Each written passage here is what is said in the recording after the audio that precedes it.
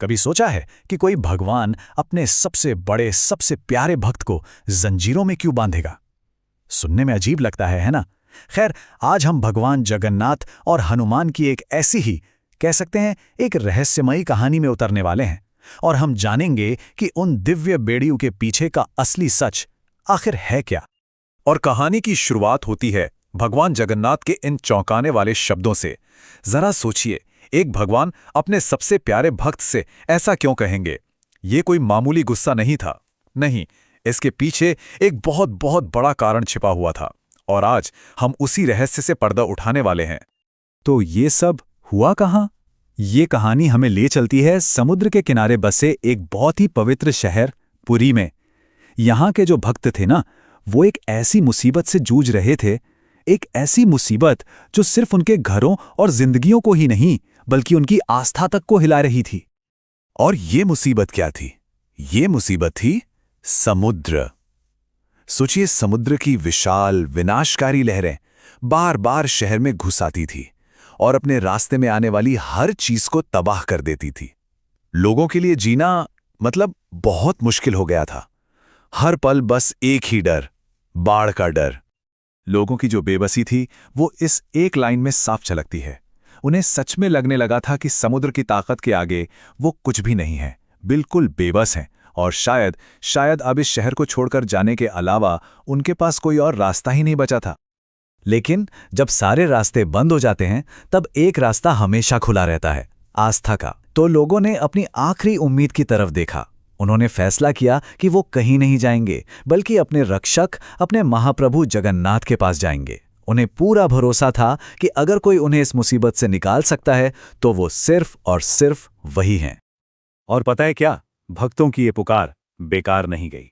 महाप्रभु जगन्नाथ ने उनकी तकलीफ को सुना, उनकी पीड़ा को महसूस किया और बस उनके मन में एक कमाल का, एक दिव्य समाधान आ गया। अब जब देवी ने थोड़ी चिंता जताई तो भगवान जगन्नाथ बस मुस्कुरा दिए।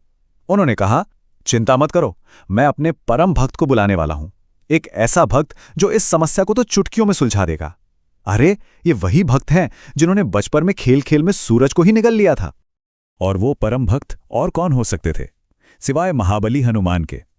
जैसे ही भगवान ने उन्हें बस याद किया, हनुमान पलक झपकते ही उनके सामने हाजिर हो गए।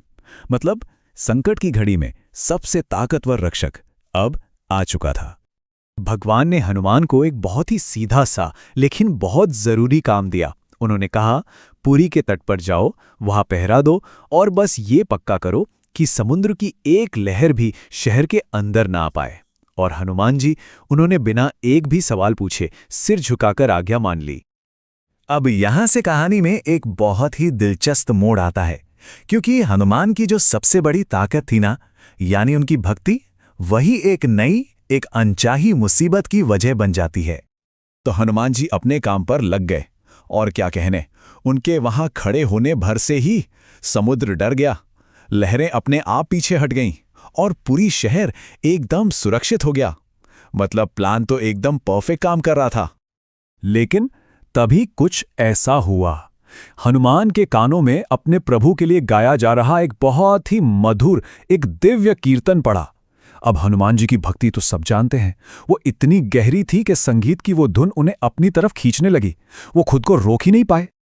और बस यहीं पर हनुमान जी एक बड़ी दुविधा में फंस गए। एक तरफ था उनका कर्तव्य, पूरी की रक्षा करना, और दूसरी तरफ थी उनकी भक्ति, जो उन्हें उस कीर्तन में जाने के लिए बुला रही थी। और आखिर में भक्ति की आवाज ज्यादा जोरदार निकली, भक्ति जीत गई। और जैसे ही हनुमान अपनी जगह से हटे, समुद्र को मानो अपना मौका मिल गया।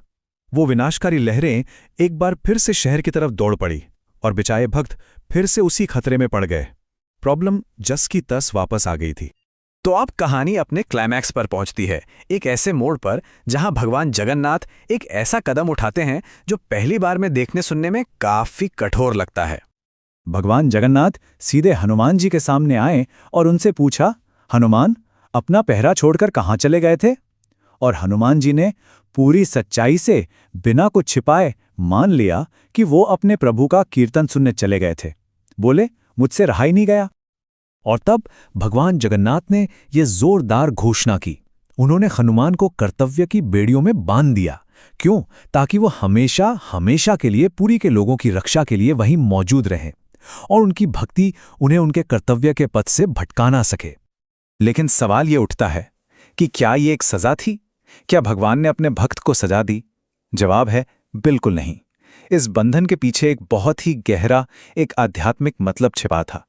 तो चलिए बीड़ी हनुमान के इस असली रहस्य को समझते हैं। अब देखिए, इस पूरी कहानी को समझने के लिए ना एक शब्द को समझना बहुत जरूरी है, लीला। लीला का मतलब क्या होता है? इसका मतलब है भगवान का दिव्य खेल, एक तरह का कॉस्मिक ड्रामा जिसके पीछे हमेशा एक गहरा आध्यात्मिक सबक छिपा होता है। और जगन्नाथ जी ने जो किया वो भी असल में उनकी लीला का ही एक हिस्सा था। और इस लीला का सबसे दिलचस्प पहलू सामने आता है जब देवी अपनी चिंता जताती हैं। तब जगन्नाथ जी उन्हें समझाते हैं और कहते हैं, वो लोहे की जंजीरें नहीं है देवी, वो तो मेरी लीला की सीमा है। मतलब साफ था, ये बंधन कोई सजा नहीं बल्कि एक सिंबल था, एक प्रतीक। तो आखिर इन दिव्य बेड़ियों का असली मतलब क्या हुआ? सीधी सी बात है, ये कोई सजा नहीं थी।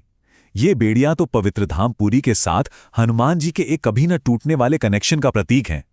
ये उनके उस कर्तव्य का प्रतीक हैं जो कभी खत्म नहीं होगा, पुरी की रक्षा। और जब तक हनुमान वहां बंधे हैं तब तक समुद्र को भी अपनी हद पता है, अपनी मर्यादा पता है। और जानते हैं, यही वो अद्भुत पौराणिक कथा है जो हमें उड़ीसा के पुरी में बने मशहूर बेड़ी हनुमान मंदिर की कहानी बताती है।